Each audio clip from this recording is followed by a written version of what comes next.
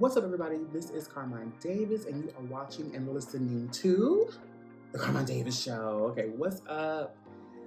Been a great week. An eventful week, a very transitional week. Just got done with my therapy appointment with my therapist, Phil. I talked to you guys about my therapy journey for the last, I think I talk about it all season long, since I've been in therapy for 2018.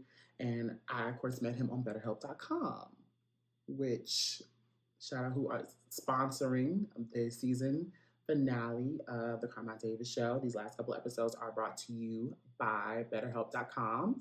And we have talked about the comparison journey and going on to the next step of my life to have the best life that I can have. And it starts when you stop comparing yourself to others and stop looking at the lives that other people have and wishing that you lived the life that they did, and focus solely on the life that you have and how you can be better and make that life great. And thanks to him, I have found my own niche, my own creative process, and found my own steps in my own journey to make life great. And I want to share that with you guys, that experience. I met him on BetterHelp.com. And I want to share that with you guys with 10% off at CarmineDavis.com. Oh,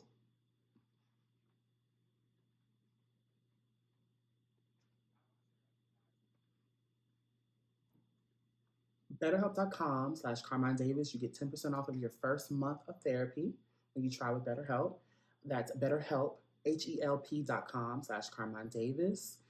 I want to challenge all my listeners to give therapy a try. If you have had therapy and you didn't really like it, the great thing about BetterHelp is that you can choose your therapist and you can filter out all the other therapists that you don't want. I like my therapist to be pro-LGBTQ, of course, Black, male, all these different things that you can go through. You have pictures and all those things, someone who can relate to my lifestyle. And that's how I met Phil. And we have been on this healing journey since. And I just got off the phone with him 2 hours ago, and I'm ready to take on this day and get you guys with the top topics. But before we do, make sure you guys subscribe, rate, and review this podcast as we come into the show. If you're new to the show, if you're one of those returning members who are just scrolling and just don't on the deciding field, or if you're just gonna fall in and fall, show me that love, baby, just hit that bell button and you can get tuned in with every upload, get notifications and all that jazz. We're gonna get into it. First hot topic, a lot going on this week. We have been following what's going on over there in Housewives, and we have been talking tentatively. We know Kenya got fired, allegedly, according to LoveYouScott.com, and now we're entering a new chapter of the Housewives franchise, bringing an old member back. LoveYouScott.com reports exclusive: Phaedra Parks negotiating her return to Real Housewives of Atlanta. Cynthia Bailey filming more and more scenes. These are the only things that could save this show, okay? Could freaking Frack be coming back? Sources exclusively tell LoveYouScott.com that the powers that be are working hard to negotiate Phaedra Parks' return to the Real Housewives of Atlanta amid an unexpected suspension, then firing. Everyone was hopeful that Phaedra's contract would be negotiated in the time for her to attend Cynthia Bailey's event at Lake Bailey this past weekend, but they're still trying to work out some details. The biggest hangup, we're told, is Phaedra's current contract with Married to Medicine. As you may have seen, Phaedra appeared alongside Portia Williams on the Watch What Happens Live 15th anniversary special, and their chemistry won over viewers. We're told that positive receptions to the Frickin' Frack reunion is only adding to the desire for Phaedra's return. Speaking of Cynthia Bailey, our sources say that she's been filming more and more scenes in recent weeks, way more than she originally agreed to film as a friend of the show. It's unclear if Cynthia will get promoted to a full-time housewife, but you can expect to see a lot more of her during the season return. I hope so. I think they need anything they can do to bring Housewives back, because firing Kenya, like I said, we talked about it last week, Portia can't even film in the damn facility of the house that she lives in right now because her old man got her own lock. And Phaedra coming to Housewives is the last thing that they can do to bring her back. I mean, to bring the show back. Like, We need Portia. We need Phaedra. That chemistry, we'd love to see how it bounces off with Shamia and how Phaedra handles these new girls. Now, I watched Married to Medicine.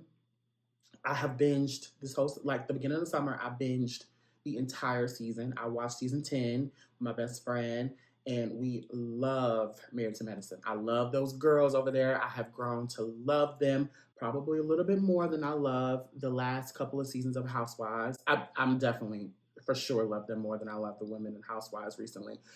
But I don't love Phaedra over there. I thought Phaedra brought traction to the show, but that's it. You know, a familiar face amongst a group that we had already had such a great bond, great storylines, and all that. If Phaedra don't return, Married to Medicine is going to be good. I don't think she brought much to the show. Not as much as she could bring to Atlanta. And that's where I want her. And you can bring Cynthia in, Cynthia, Portia, and Phaedra alone can save Housewives of Atlanta. What do you guys think? Tap in with me. Leave a comment below. Do you think Phaedra is the only saving grace we could use? I think it's a full circle moment. And y'all know, Phaedra might be a lot of things, but she's also a Christian woman. And one thing the Bible says is, child, he'll make your enemies your footstool. What is it? He'll make your... What do I say? Your enemy... Y'all know I'll fuck up a line. Enemies... Your footstool. I said it right. Yeah, he'll make your enemies your footstool. And I think the whole Candy not, returning, them, not wanting anything to do with Nene over there in Atlanta, of Housewives. I think it's, and we've seen Phaedra do great things on every other show. She's a believer. I can tell. She might be sneaky like a grass snake, but she knows the Lord. And he's letting her shine these days. And amen. If he can do it to Phaedra, he'll do it to you. But we're going to move on to the next topic. Before we do, make sure you guys subscribe, rate, and review this podcast. I don't do it for my health. Make sure you guys follow us on all of our socials. Instagram.com/Carmine Davis. Instagram.com/Carmine Davis Show. Twitter.com/Carmine Davis. Or X.com/Carmine Davis, whatever. TikTok.com/@Carmine Davis.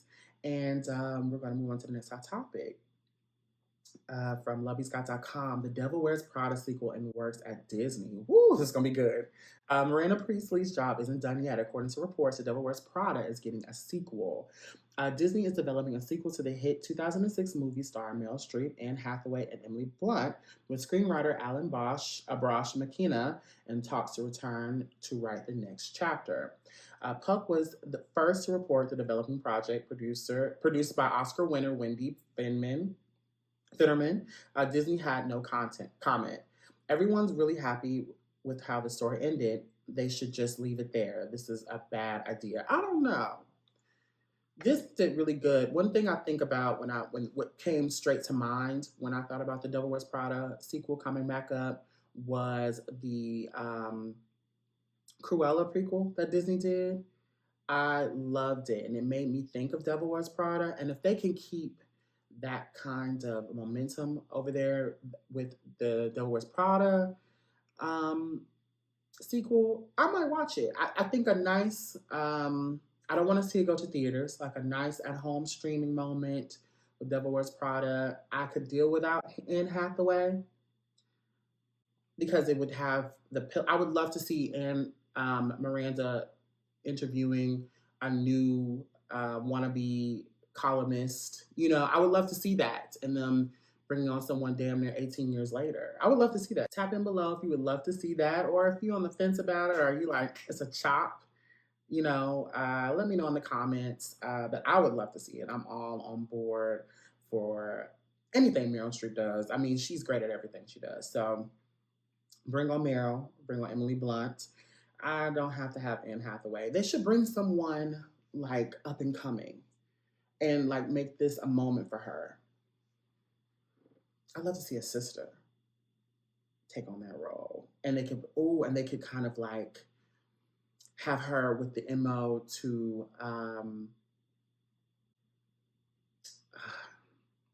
bring inclusivity into the magazine. You know what I'm saying? That's her MO, and then kind of dealing with Miranda kind of pushing it away, and they could bring that up. I love that like that concept. Hell, they could, maybe it don't have to be a woman. It could be a male. I don't know if they're casting, but my agent is available. Email us. I would love to do it. I'm good for throwing my fishnet out about a job. I could go toe to toe Miranda. I haven't done a lot of films or any, but you know, come on, I'm worth a shot. They got the little budget for me. Maybe could do something. They'll get my feet wet with the greats.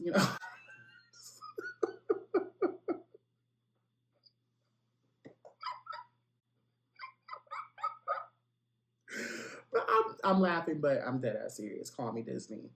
But we're gonna move on to the next hot topic. Before we do, make sure you guys subscribe, rate, and review this podcast. I don't do it for my health. Make sure you guys follow us on all our socials. Instagram.com/Carmine Davis, Instagram.com/Carmine Davis Show, Twitter.com/Carmine Davis, TikTok.com/@Carmine Davis, Facebook.com/Carmine Davis, Pinterest.com/Carmine Davis, @Carmine Davis everywhere, okay? The next hot topic, okay. Now, child, my girl, I love me some Serena Williams. But this is very interesting. According to lovebscott.com, Serena Williams says Kendrick's Not Like Us is the hit of the summer. Serena Williams is firmly on Team Kendrick and says Not Like Us is the hit of the summer.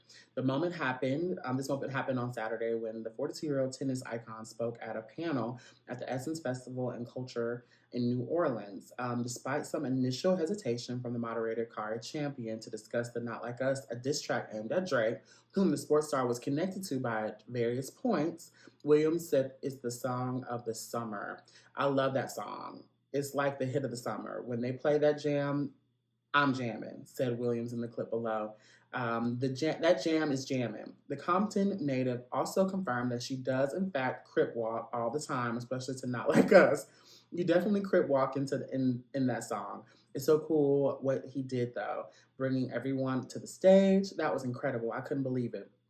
Williams said of the now iconic group photo of K.37, which is now seen in billboards across Compton. To jog your memory of the significance of that question, Williams and Drake were rumored to be romantically involved as far back as 2011 and were caught making out by TMZ 4 years later. He even showed up at the U.S. Open match against Roberta Vinci that September, which led fans to blame him for Williams losing that day. And Williams and Reddit co-founder Alex Ohanian, 41, tied the knot in 2017, but it appeared to be a sore subject for the Canadian rapper. On his 2002 album Her Loss, Drake took shots at Ohanian on Middle of the Ocean as he rapped, sidebar, Serena, your husband a groupie. He claims we don't got a problem, but no, boo.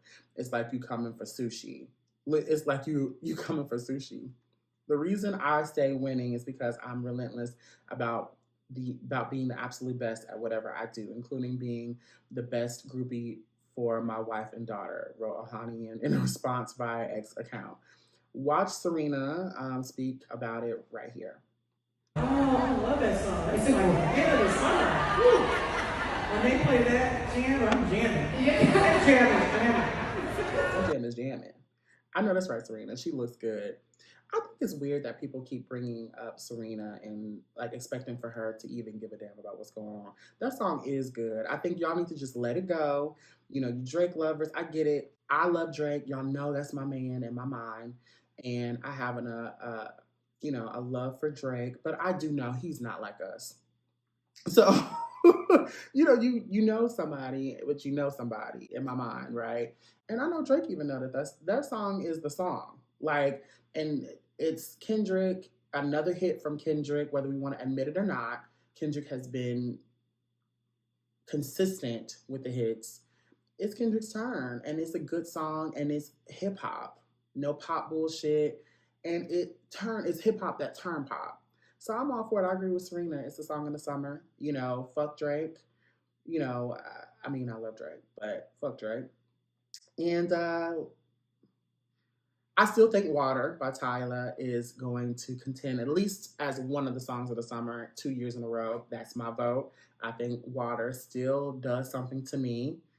by Tyla, but Not Like Us. It is the song of the summer. I agree. And that's the show. I love you guys. Make sure you guys subscribe, rate, and review this podcast. And I'm looking my health. Tap in below. What do y'all think? Do you think Serena start barking up the wrong tree? You think she got a little hurt going on because, it's Drake and she's all Compton? Let me know below. And make sure you guys follow us on our socials. Instagram.com/Carmine Davis. Twitter.com/ Instagram.com/Carmine Davis. Instagram.com/Carmine Davis Show. TikTok.com/@Carmine Davis. Twitter.com/Carmine Davis. And @Carmine Davis everywhere. That's the show. I love you guys. See y'all next week.